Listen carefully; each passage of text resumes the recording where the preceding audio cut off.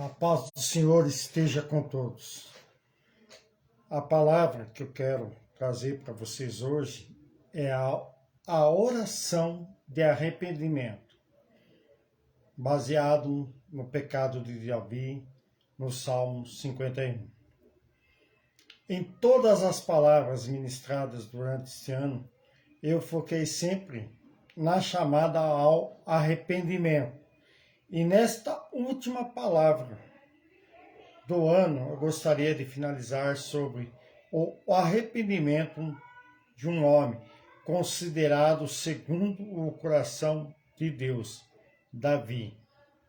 Davi, apesar de ser um homem guerreiro, muito fazem um conceito dele ser uma pessoa ríspida, rude e vigoroso. Mas na sua essência, ele era alguém totalmente sensível à voz de Deus. Davi vivia de salmos, louvores, orações e com desejo de andar com justiça e retidão.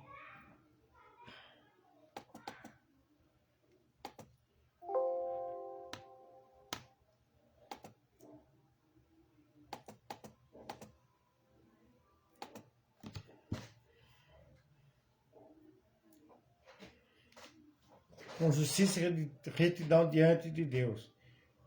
Um dos servos do rei Saul não hesitou em dar testemunho de Davi ao rei Saul, como podemos observar em 1 Samuel 16, 18.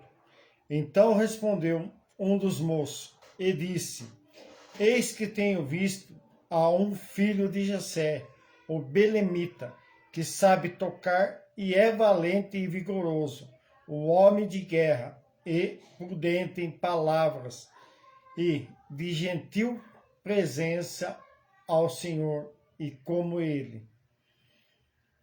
Por conta desse testemunho, Davi foi convidado a tocar a harpa no palácio do rei Saul, a fim de ajudá-lo em seu momento de dor e depressão. Posteriormente, o Senhor tirou o trono de Saul e deu a Davi, o homem segundo o seu coração. Ele, aos 40 anos, foi coroado rei de Jerusalém, e devido às grandes conquistas militares, teve a sua fama espalhada por toda a terra. O pecado de Davi. Davi cometeu um grande erro no seu reinado. Um dia, do terraço do palácio, ao observar e desejar Betseba, mulher do seu general Urias, e mandou chamá-la com o propósito de deitar-se com ela. Este pecado ainda acontece. Muitos homens têm desejado a mulher do próximo e não têm se dado conta do grande erro que têm cometido em suas vidas. E para piorar essa situação de Davi, posteriormente, ao saber que a mesma havia engravidado, mandou chamar o general Urias, seu marido, que estava na guerra há 3 anos, para se deitar com Betseba e para que pensasse que a criança que estava sendo gerada era do seu próprio marido. Davi tentou convencê-lo a ir para casa, mas Urias ficou na porta do palácio, esperando que Davi o mandasse a retornar à guerra. Essa foi uma tentativa de Davi encobrir o seu pecado diante dos homens. Porém, o primeiro plano dá errado e Urias não vai encontrar sua mulher, mas escolheu permanecer na porta do palácio. Davi então envia uma carta ao comandante do exército a fim de proporcionar a morte de seu fiel general, fazendo com que ele ficasse na frente da batalha para ser morto. E nessa sequência de fatos, a gente vê que Davi faz de Betseba uma das suas 8 mulheres e providencia a morte de seu marido, cometendo adultério e assassinato. Depois ele passa 9 meses de tranquilidade, contaminado pelo pecado e com a consciência cauterizada. Insensível, Davi desenvolve um ato de anestesia e aprende a dormir bem em cima da transgressão.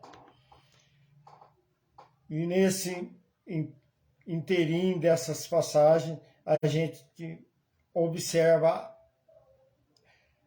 aonde Natã entra em cena, conforme 2 Samuel 12, versículos 7 ao 10.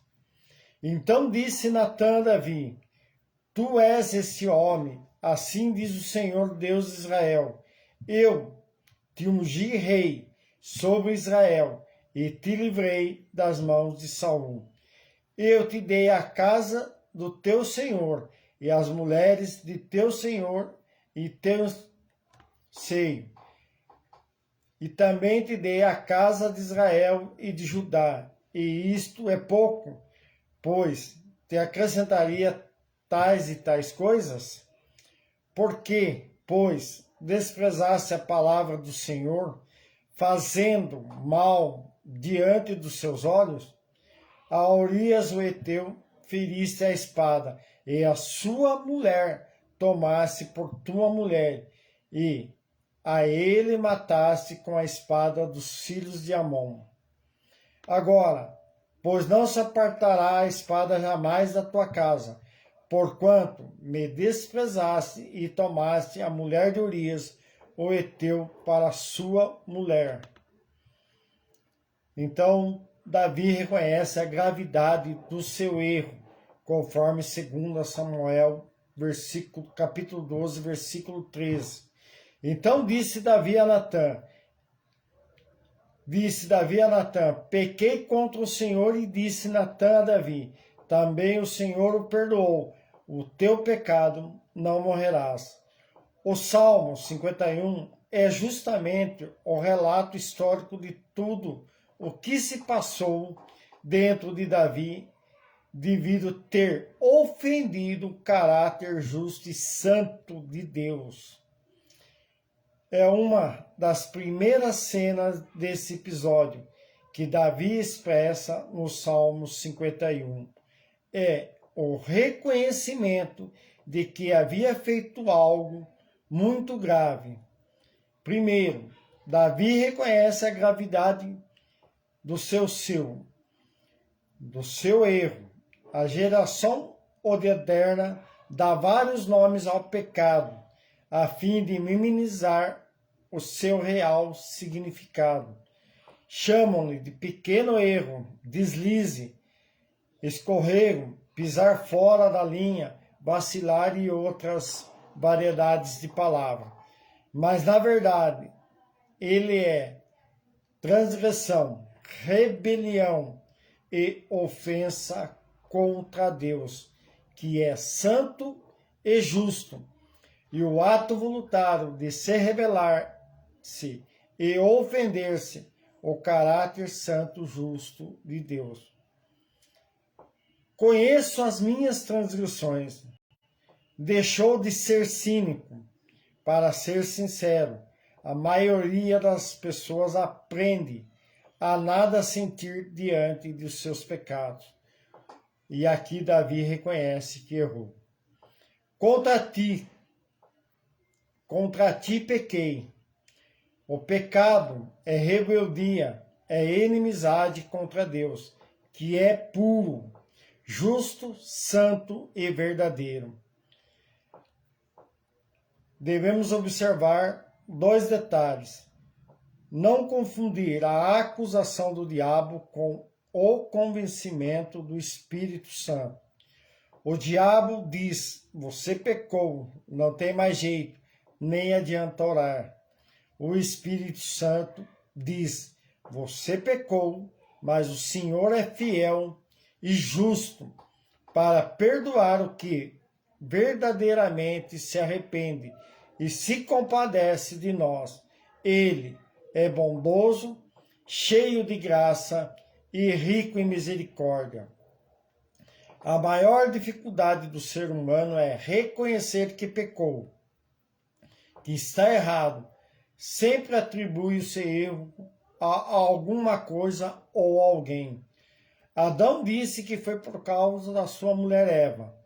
Mas veja o que diz o filho pródigo, que está escrito em Lucas, capítulo 15, versículo 18 e 19. Levantarei-me e irei ter com meu pai, e direi-lhe: Pai, pequei contra o céu perante ti. Já não sou digno de ser chamado de teu filho. Faze-me como um dos seus jornaleiros. O arrependimento é uma virtude divina, conforme está escrito em 2 Samuel 12, versículo 13. Então disse Davi a Natã: pequei contra o Senhor, e disse Natã a Davi: também o Senhor te perdoou, o teu pecado não morrerás. Observe que não é tão complicado assim quando se deseja verdadeiramente se consertar diante de Deus. Basta dizer: eu quero, Senhor, e dar meia volta e deixar a impiedade e seguir a justiça. Tristeza profunda pelo pecado cometido. Há uma grande diferença entre remorso e arrependimento. Observe. Remorso ele produz morte, escraviza, somente produz consciência e tristeza.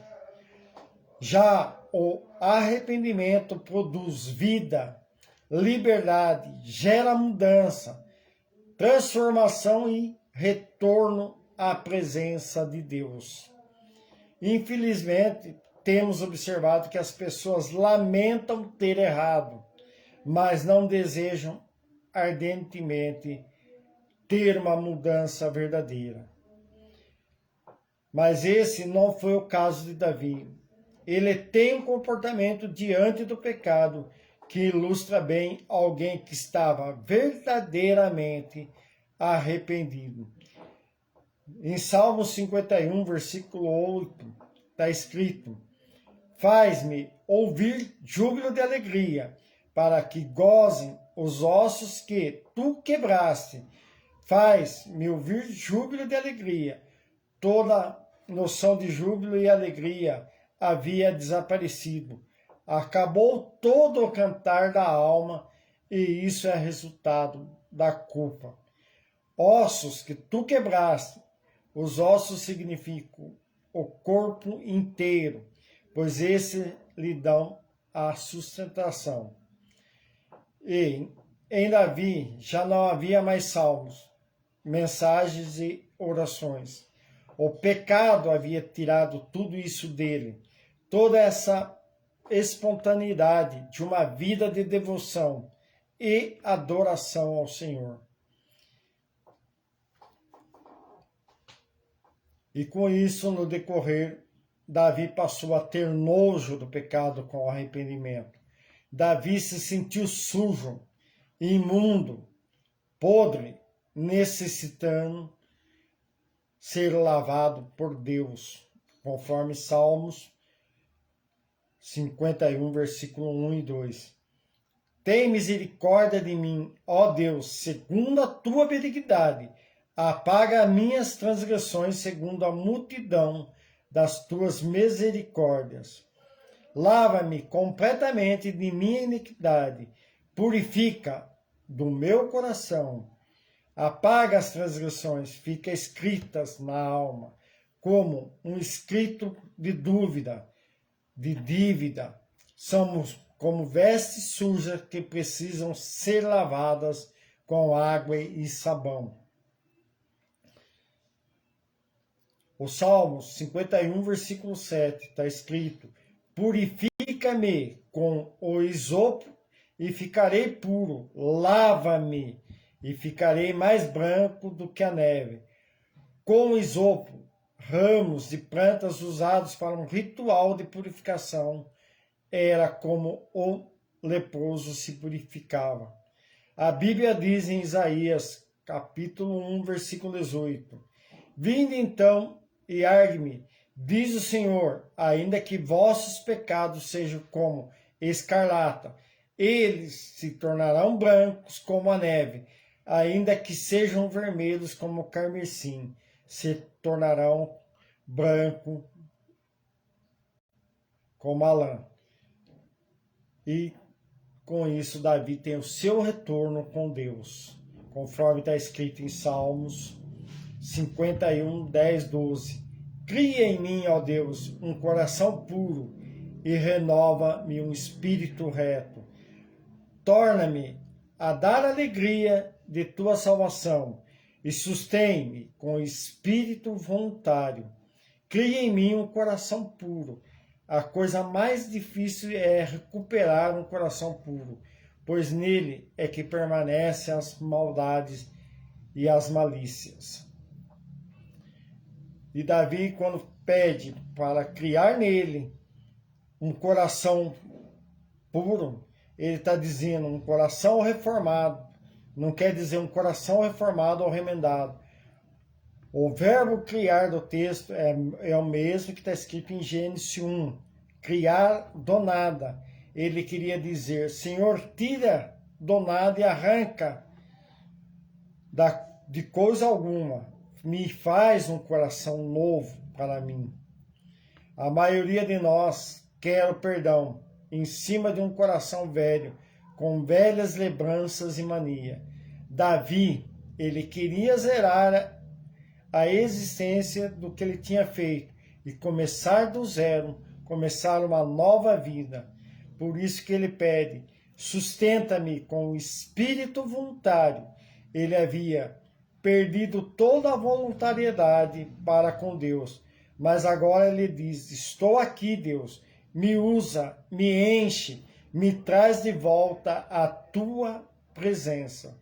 E o que a gente pode concluir com isso? Que nós possamos aprender, que possamos reconhecer as nossas culpas diante de Deus, para alcançar com consciência tranquila um coração puro, que o nosso espírito seja reto e voltemos ao primeiro amor, que o Senhor renove as nossas forças e a tua santa presença. Pai, eu queria agradecer, Senhor, por mais um ano, Senhor, de vida que o Senhor me concedeu, Senhor, diante da tua presença, Senhor, que este final de ano, Senhor, seja coroado, Senhor, pelas tuas benignidades na minha vida, Senhor. E que o Senhor possa estar, Senhor, finalizando esse ano, Senhor, que esses dias que se chegam ao final, Senhor, sejam um repleto de alegria na vida de cada um que está ouvindo, que está assistindo, Senhor. Que o Senhor possa derramar bênçãos e unções na vida de cada um. E que se tiver alguém no estado em que Davi estava, Senhor, que ele venha ter o arrependimento e que ele venha buscar a tua presença, meu Pai. Assim eu lhe agradeço. Amém.